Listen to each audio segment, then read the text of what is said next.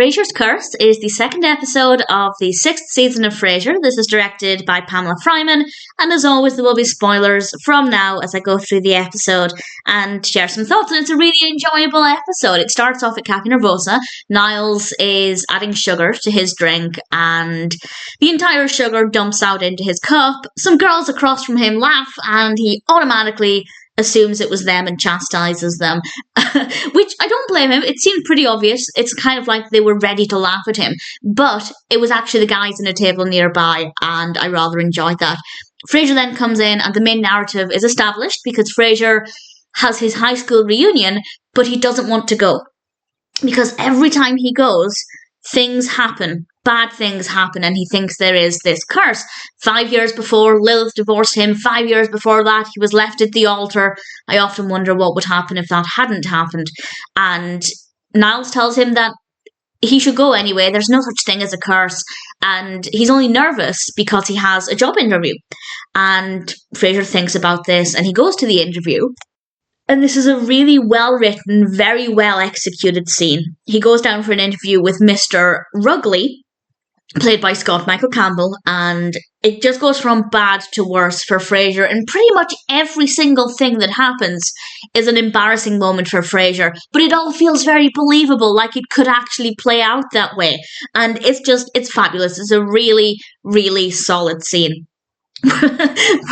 We're then at the apartment. Niles is in the elevator and Martin comes in after him with a shopping trolley full of Eddie's food, and Eddie, he's in the little seat compartment, and it's absolutely adorable.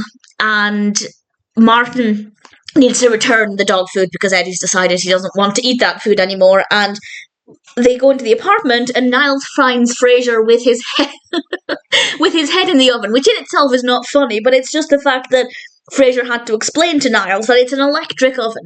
If he wanted to kill himself, he definitely wouldn't do it with an electric oven.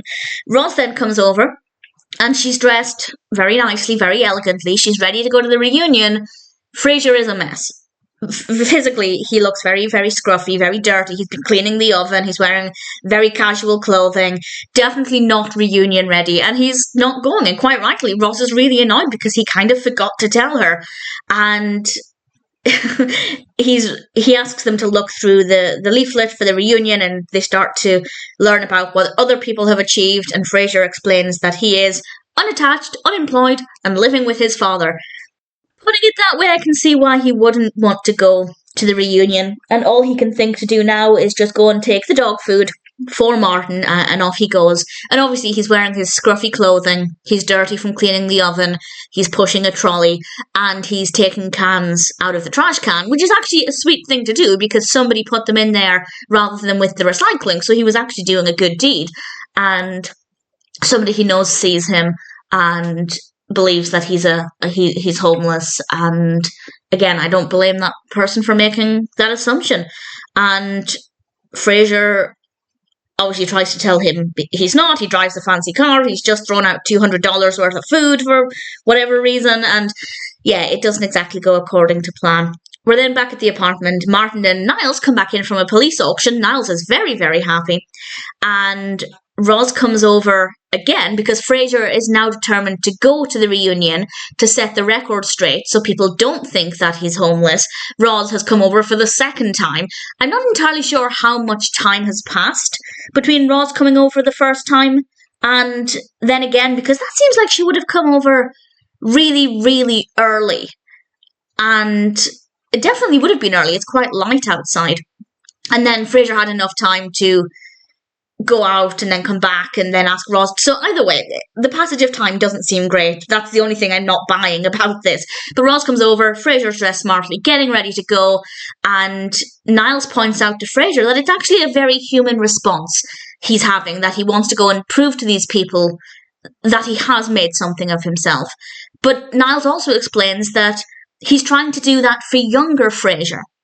Frasier who was made fun of, Frasier who cried at school, who felt like he had something to prove. But Niles explains that those people don't mean anything to Frasier now. And Frasier realises that's right. He doesn't need to impress those people because they're nobody to his life now. And, well, Frasier tells Roz they're not going, and quite rightly, Roz is very annoyed again because she was able to find another babysitter. Not sure why she didn't just use the one she had previously. I feel like that babysitter wouldn't have had that much time to leave the apartment, but either way, Roz is not happy. She leaves, and then Martin explains that he was just on the phone with Duke, and a call came through from Frasier's agent, and he's got a chance to host his own TV show. And of course, Frasier is absolutely delighted by this, as he would be. I have to say I don't agree with what Martin did here, and I will explain this in a second. But Niles explains to Frasier that this is a great opportunity for personal growth because, and I quote, having a prestigious new job like this and not going to that reunion to boast about it. That's Frasier's chance for personal growth. He can enjoy this satisfaction of having this great job opportunity, but not needing to rub it in other people's faces, which, let's face it, is kind of the point of a high school reunion. Nobody goes because they want to see those people. Very few people would anyway. And off Frasier goes, excited with this. And almost as soon as Frasier leaves, we learn that Martin lied. There was no TV job.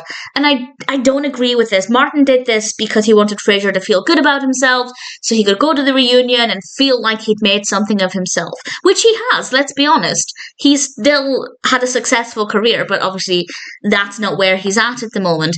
And I don't like the idea of Martin giving Frasier this false hope. Because Frasier then has to realise actually he's still unemployed. And he still doesn't have his next career move. And since his career is everything to him, he still has a very empty life. And that's... I understand why Martin did it, but I don't like it. And it's very rare for me to disagree with something Martin does. Martin is usually the one who's level-headed. He sees things through a more sensible lens. Again, I understand his motivation, but I don't necessarily agree with it.